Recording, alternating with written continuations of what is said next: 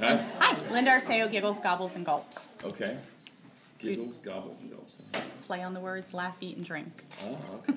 Who's going to start? Open floor. Whoever wants to start with their question. So how does it feel to be back in Atlantic City? It feels good because last time I was here I lost a lot of money. And I think I'm going to get out ahead this time. The first time I was here was for a police concert in 1983, Synchronicity Tour.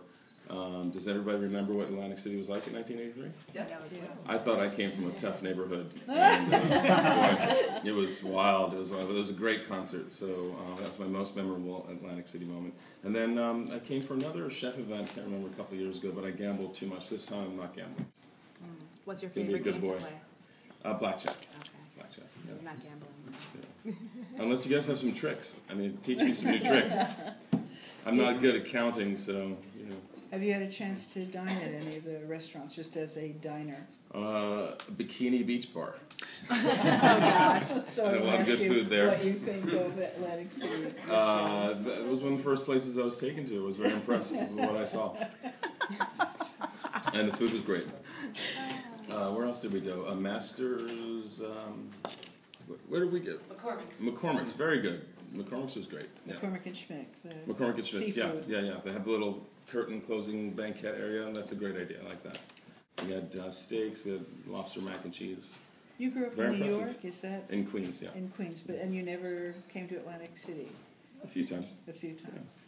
Well, I did when I was 16 or 17. Yeah. That counts, right? Heard On you my say- own, I yeah. mean, you know. Yeah, No parents escorted me. yeah. But Drove ourselves in a rickety old car. I remember those days. So I saw you earlier this week tweeting about Sandy pictures, and you were tweeting about the shore after surviving Sandy. Were you in the area when Sandy hit last year? Yeah, it was in a mandatory evacuation zone. I had to evacuate myself, my mom, our dogs, the whole family. Ended up being one of the only areas of downtown Manhattan that wasn't flooded, but we still were out. We were homeless for 3-4 days. And then I used my truck to bring 500 hot meals to Sandy victims every day. I didn't make it down here, but I was in Staten Island a lot, Far Rockaway a lot, Brooklyn a lot, and of course Manhattan. And I'm glad that they're donating some of the proceeds to restore the shore. For sure. Which is great. Although I did hear that part of what was destroyed in Hurricane Sandy was set for condemned. It was condemned, right? The condemned part of the boardwalk. So Yes. There's always a silver lining, Yeah. right? Yeah. Well, we appreciate it as a local Yeah, girl. no, Thank you happy so to be much here for to, your help. help people have a good time and help raise some money for what's obviously a terrific cause. Have you guys bounced back? What's going on? It's okay. Yeah. I mean, I have a place at the shore, and Yeah. we've seemed to recover Okay, quite well cool. in our area.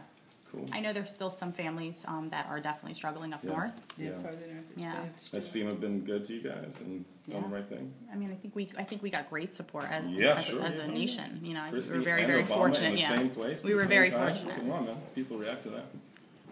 So, did I answer your question? You sure did. How is your mom? Unfortunately, she passed away Oh, a few no, weeks I ago. thought you said, a few yeah. weeks ago. I'm so Yeah, that's okay. She's I was ready to such go a to the fan of VIP hers section. with the meatballs. Yeah, and everyone's a the fan. She was show. amazing. She really Yeah. was. So if God has a VIP section, she's running it Gonna right be. now. I'll tell you that. Well, my question for you Yeah. is I'm always interested, as a chef yourself, when you travel around, what's the first thing you cook for yourself when you return home? First thing I cook for myself when I return home is, it depends on whether it's night or day. If it's day, it's usually a smoothie with 30 grams of egg white protein, 11 grams of fiber, a whole bunch of other nutrients, a lot of cocoa powder, monk fruit extract. That's my go-to morning breakfast. Then at night it's usually soup. So I take stock in the box, a can of something like Amy's Organic, no salt added black beans. I bring those to a boil. I drop an egg in it, lots of Tabasco, and that'll cure all your ills. If you're hungry, hungover, whatever it is you're feeling, you're going to be all right. You're done. And it's like 3 minutes of work. Yeah, I was going to say that's a quick And if you meal. happen to have some scallions around, some thin green onion on top is a good thing. Yeah, that sounds good. I'm sure we'll all be following know. that. No, that's When we get home. hangover cure. I'm in. This is your first time at the Food and Wine Festival down here. It is, and I'm still in a fight with you guys about it. Who's in charge of that? 5 years. Not me. I can't Jerry did it. I'm a local, man. What You know what other- it's like driving by that billboard all the time? Never seeing your face there. Tears streaming down my eyes. It's not right. It's just not right. Got a good book No, but I'm for happy this to be year. here. What other convenience products? You stock in a box? I think convenience foods are often terrific. Some of them are horrific. Obviously, you should, if you can read, you can figure out the difference. But you know, low sodium, low fat stock in a box. Canned beans, one of the greatest gifts to the home cook. And then flavor detonators like Tabasco, Cholula, mustard, you know, Dijon mustard, horseradish, wasabi, yuzu soy. Those are all great, what I call flavor detonators, things that add a lot of flavor without adding a lot of calories. Yeah. I also think frozen whole wheat pizza dough is a good thing, good way to start. I have a recipe for pizza dough in my book, but you know, it takes 45 minutes, so if you can just buy it, it's a good thing. I asked you today if you love your job, and I think the answer is great, and I'd love to hear you talk about it. I don't feel like I work, to be honest with you. I feel like I have fun for a living. So you know, they say if you do something you like, you never work another day in your life, and I'm absolutely living proof of that. I fell in love with the hospitality business at age 11. I think it was June 13th or 12th, 1977. My first day on the job at Sal's Pizzeria. I was being completely exploited. I'm sure my employment there was 100% illegal because I was 11. He paid me 50 cents an hour off the books. And it was one of the greatest days of my life, completely transformative. I'll never forget the feeling that I had when I realized that what I get to do for a living is make people happy. Cut a slice of pizza, pour a fountain soda. And back then people were very precise about how their pizza was cut. It had to be perfectly even, because if it wasn't, then there was always one swaggy slice at the end that you either had to throw away or serve to someone and hope they didn't complain. And they always wanted a lot of ice, extra ice, extra ice. So I was very generous with the ice. And I worked really hard on slicing the pizza, 8 perfect slices. And, you know, just accomplishing those 2 tasks with a smile and genuine affection for the person I was serving had an impact on them. I saw it happen. I was 11, you know, not that bright, but at 11 you can pick up these things. And I fell in love with that moment at that moment, and have been in love with the notion that I get to make people happy for a living. And it's to this day what I love the most. I wasn't cooking, you know, opening cans of tomato sauce and shredding mozzarella, pouring fountain soda is hardly cooking. I wasn't even allowed near the ovens because I burned myself every time I went near those ovens. You know how they have those steel doors that are so hot? Always burn myself. But I was in charge of the Italian ice and the soda and the cutting of the pizza. And little by little, I started getting more into the craft of cooking. And the next restaurant I worked in was Bagel Nosh. And they let me mix cream cheeses there. And then the one after that was a pizzeria called Centurion Pizza in Garden City, New York. And I started to make sauces and assemble sandwiches. And then I got to touch the ovens. And then at the New Hyde Park Inn, where the first day on the job, I learned how to make Sulza, which is head cheese. Any Germans here? Sulza? Have you ever heard of it? Yeah. So this is basically where you take a pig's head and you boil it until all the meat falls off the bones. And you chop everything that falls off and you put it into these loaf pans. You serve it with a pickled Cornichon vinaigrette. And so that was my introduction to real cooking. And I think by then I was completely captivated by the craft of cooking. And then, you know, later on, after working with more and more chefs, I realized that if you master the craft of cooking and you happen to have a strong point of view, you can combine those 2 forces to become an artist. Because an artist is a person who has a craft and a point of view and blends those 2 things, right? Great painter without a point of view is just a great painter. That happened at about 21 years old, working for Greg Kuntz at L'Espinasse, the 4-star restaurant in New York City. And yeah, man, we're there for the weddings, we're there for the celebrations, the deals being closed, the engagements, all the best times in life, and we get to add to that, and it's a wonderful privilege. What kind of projects do you have going on right now? Pound a Day Diet's coming out in January. That's my next book. It's a very aggressive, extreme low-calorie weight loss program, 850 calories a day. It works really well. I have people losing 10 pounds a week on it. Wow. Yeah. I have figured out, who's got parents with who can stretch $1? Anybody? my mom could stretch $1. If you gave her $1, there's a week's worth of groceries. If you gave my dad $1, he bought like a cufflink or something, you know.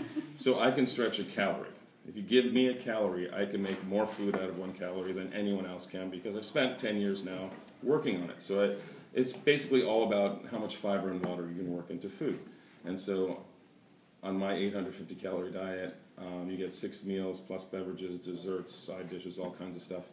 And a lot of the women on my diet can't even finish the food. That's how much food there is. So you're never hungry. You eat 6 times a day.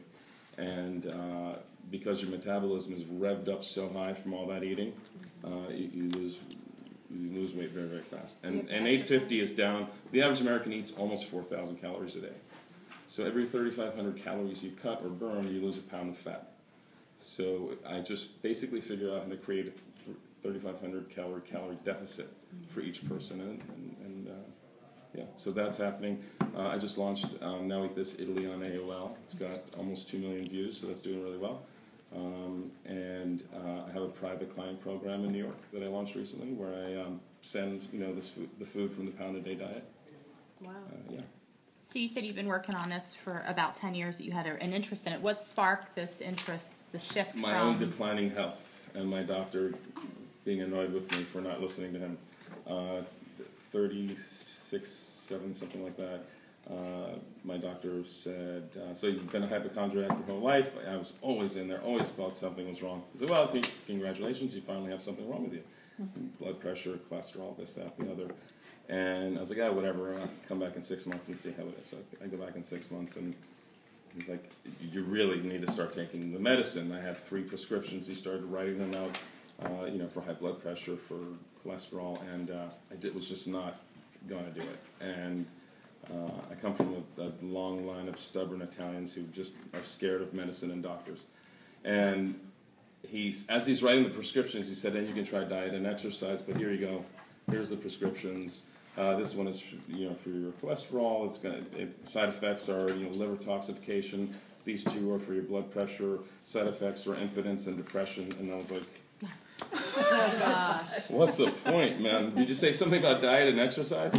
He said, yeah, diet, and it actually works. No one does it, but it actually works. I'm like, I'm going to try that. I am going to definitely try that. And a year later, I was doing Ironman 70.3 in St. Croix. Mm-hmm. And Wow. No prescriptions? no prescriptions. That's fantastic. Yeah. No depression, no impotence, and no liver toxification. It's important to note. Yeah. And so if a chubby chef who has flat feet and a crooked back can do it, anybody can do it. I was about almost 230 back then, so about 50 pounds less now.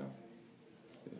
Did you work with any medical advisors or anyone? I had a really great trainer at the time who understood nutrition well and wanted to do a triathlon as well. So we found a triathlete coach together who knew even more than the both of us combined. So through him and the doctors that I would have been seeing and my own personal research, we learned a lot about how to feed yourself while you're training. And when you're training for triathlons, you burn 5,000 to 6,000 calories a day, so you have to eat a lot of food.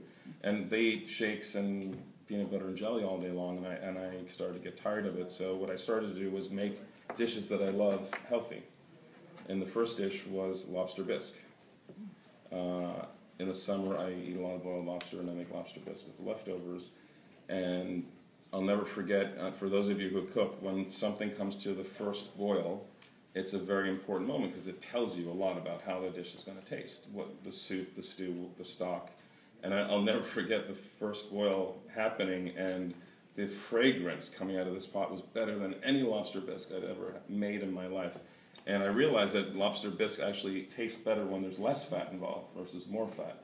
And so this lobster bisque that I made with skim milk was actually even more delicious than the previous ones that I had made, and I think I'm a pretty good lobster bisque maker. So it was a very illuminating moment for me. So then I tried fried chicken, mac and cheese, brownies, pizza, all the stuff that people love and want to eat every day. And little by little, with a lot of tinkering and trial and error, I figured out how to make a lot of those dishes very healthy.